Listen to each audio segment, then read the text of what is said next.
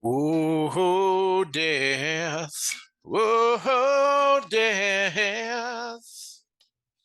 Won't you spare me over till another year? Whoa, death. Whoa, death. Won't you spare me over for another year? I'll fix your feet till you can't walk. I'll lock your jaw till you can't talk. I'll close your eyes so you can't see. This very hour, come and go with me. Whoa, death. Whoa, death. Won't you spare me over for another year?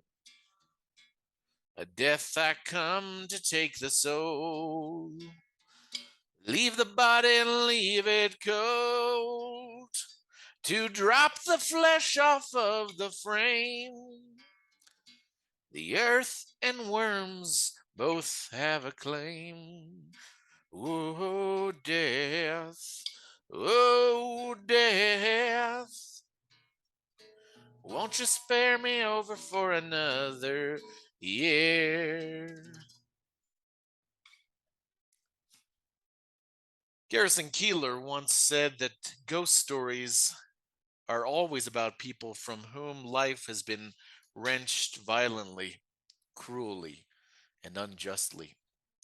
Restless spirits in our midst. What is a ghost exactly? I don't think anyone knows for sure. But one thing seems clear to me, though, is that some places are just plain haunted. There are certain places that seem to hold on to the past.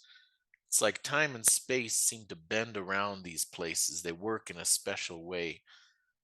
And one of those places is right in the old city center of Murrieta, California.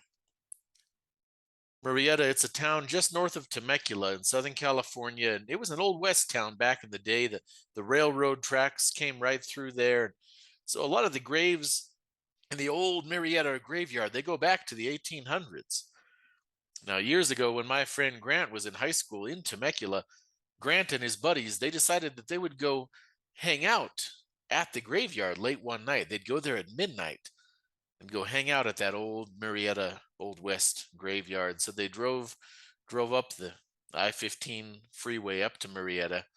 They parked on Ivy Street near Old Town Murrieta, and they hopped the fence, and then they went and sat among the old tombstones in that graveyard.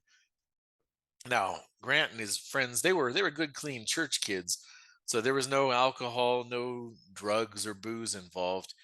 Just soft drinks, root beers, and cokes, and they sat around joking and chatting. But they didn't stay there for very long. See, after about 10 minutes, all of them just got quiet all at once. They got really quiet. This sense of dread came over them. This feeling that they needed to get out of there right away. So they all went, they hopped the fence again, and they piled back into the cars and they drove off. Grant, he was sitting in the back seat. So at one point, he kind of leaned over the seat to ask the driver a question. And then he noticed the dashboard clock on the car, and he looked at it. The clock said 3 a.m. And he asked his friend, he said, "Hey, is that clock right?" His friend checked his wristwatch. He said, "Yeah, it is." He couldn't believe it. None of them could. Somehow, in that 10 minutes that they had spent sitting in the graveyard, they had lost 3 hours of time. That's one of those places, that old graveyard. Somehow it just bends the fabric of space and time around it. Now, what my friend Grant and his buddies didn't know is that that old Murrieta graveyard, it's located near the site of one of Southern California's oldest Luiseño settlements. Archaeologists have done digs nearby there. They've found artifacts. They go back centuries, even millennia, back long before Europeans ever set foot on this land. That old settlement, it was known by the name of Avajat, the name for the cottonwood tree in the Luiseño language. So maybe that's what's special about that place. Maybe the land holds on to memories of this rich, ancient past. Then again, there are some places in Old Town Murrieta that they hold on to memories that are a lot more recent. And these are the kind of memories that we hear ghost stories about a lot. These are the memories of those ghosts whose lives were wrenched from them, like Garrison Keeler said, wrenched from them violently, cruelly, restless spirits in our midst.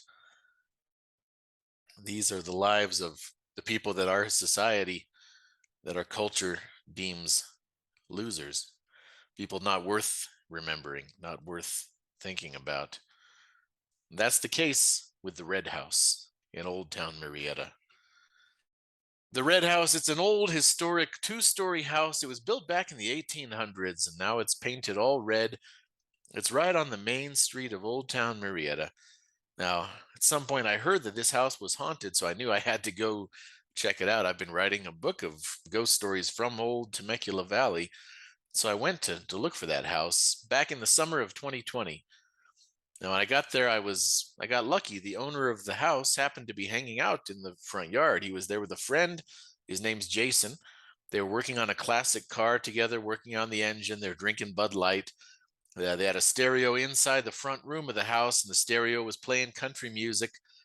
So I went up and told him what I was researching, and I asked him about the ghost stories. And Jason, he didn't even beat around the bush. He was very just matter of fact. He said, "Oh yeah, they're still here. The old residents, they're still here." I tried to ask him more, but he wouldn't tell me just yet. He said, "You know what? First, why don't you go inside? Just walk around. Go upstairs, walk up the staircase and go upstairs and just look around.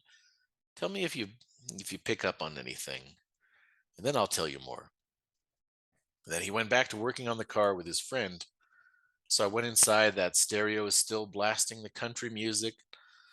Started walking up that staircase, and I swear I felt cobwebs on my skin, but I looked around. I couldn't see any cobwebs, but it felt like cobwebs coming across my face, my arms. So I walked up that staircase, and once I got to the top, right as soon as I got to the very last step of that staircase, at the very top, that stereo from downstairs, it started to kind of cut out. Now I thought it was maybe losing radio reception, but then I looked down and I could tell it was playing from an MP3 player, had a thumb drive plugged in. It wasn't a radio at all. And then it shorted out and it just went dead, went quiet. I stood there looking at the stereo and it had cut out. Now I looked out the front window. I could see that Jason and his friend, they're still down there working on the car. They're not even anywhere near the stereo.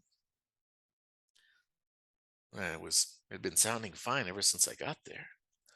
As soon as I walked away from that staircase and back into those back rooms, then I could hear it come back on. That happy country music, it came back on again. So I looked around. There were four individual rooms upstairs, and they're all really tiny, very cramped. I couldn't imagine anyone living in them. They felt more like closets than any sort of bedroom. And the more time I spent upstairs, the more I got this sense of dread. Just these weird four little tiny rooms with a slanted ceiling, all just not even really enough space to move around, to walk around. Each of them, this is the weird thing, each of them had its own individual sink in each of the rooms. And then there was a central sink in the middle hallway, too. That was weird. So I went back to the top of the stairs to head down. As soon as I started walking down those stairs, that stereo shorted out again, stopped playing that happy country music. I walked downstairs and I walked outside. As soon as I got out of the house, I could hear the stereo. It came back on again. And I walked up to Jason. So then he told me more. He told me, yeah, they're still here. They let me know they're here almost every day. They let me know in some way. I asked him how. He said, sometimes it's knocking sounds on the walls. Sometimes it's footsteps going up or down that staircase. That staircase, something about that staircase really attracts them. Jason told me that he's got a neighbor who's really sort of very sensitive to these kind of things. His neighbor, he's deaf, but he can read lips and he can speak. His neighbor came over to visit one day, and he was there with some relatives, and the deaf neighbor was just kind of walked in and sat down on some logs that Jason had in the front yard, and he just sat there staring at the house for a while. And eventually, when Jason went and talked to him, the neighbor said, there's a woman up there in that upstairs window. I can see her. She's just up there staring, just staring out the window, standing, staring, longing almost. And then Jason told me the history of that old red house. See, it was built in the 1880s, built by one of the prominent families in Murrieta, but then by the 1930s and 1940s, by that time, there was a spot a few miles away from old downtown Murrieta, a place called Murrieta Hot Springs, these natural hot springs, and that spot became very popular. People would go to the hot springs, and it was kind of like a Betty Ford clinic. People would come down from Hollywood. Famous movie stars would come to detox and clean up. People who had addiction problems, they'd go to clean up at the hot springs. But you know how addiction works. It's not always that easy to get over it. So a lot of folks, after they had detoxed, then they would make the trip a few miles back to Old Town Murrieta, and then they would retox after their detox. Now, see, back in that time, the only place in town that sold liquor was right there in Old Town, the old downtown Murrieta, just down the street from the Red House. The folks would come there, they would buy their liquor there, they would get drunk, and then they would go to the Red House, because at that time, the Red House, it was run by a lady named Lucy, and it was a cat house. It was a brothel. Now, Lucy, folks in town, they called her Lucy Lucy, sort of a play on words.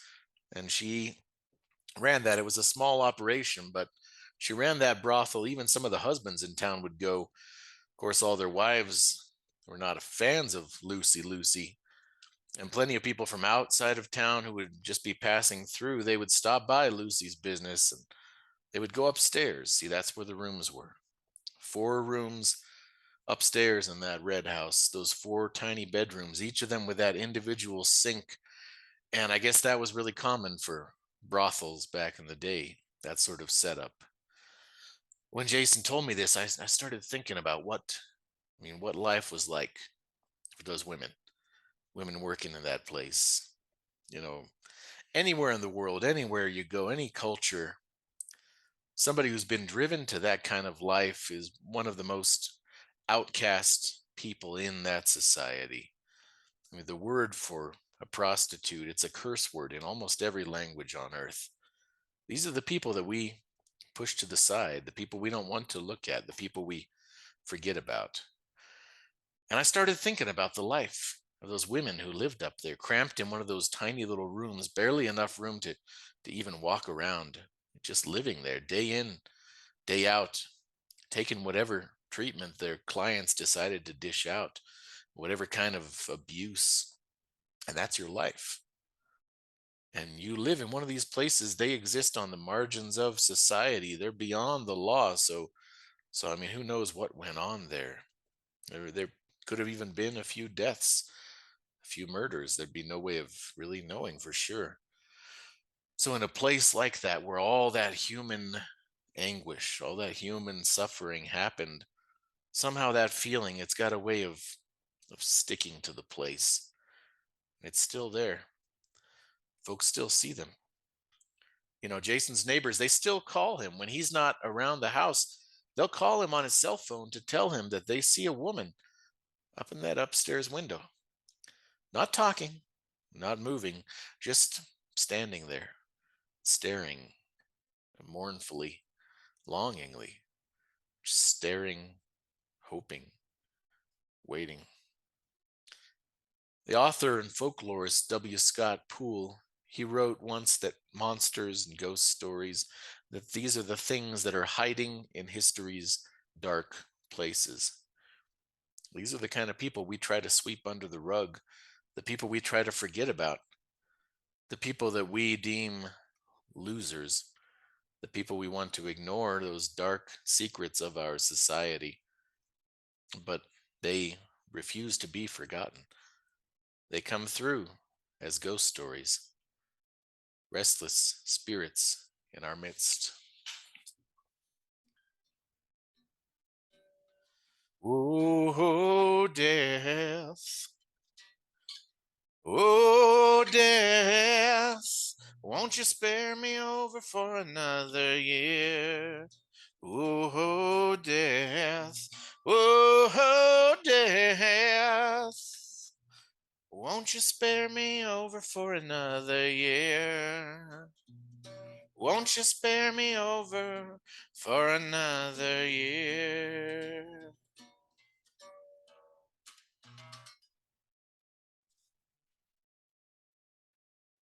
The Red House, a ghost story from Murrieta, California.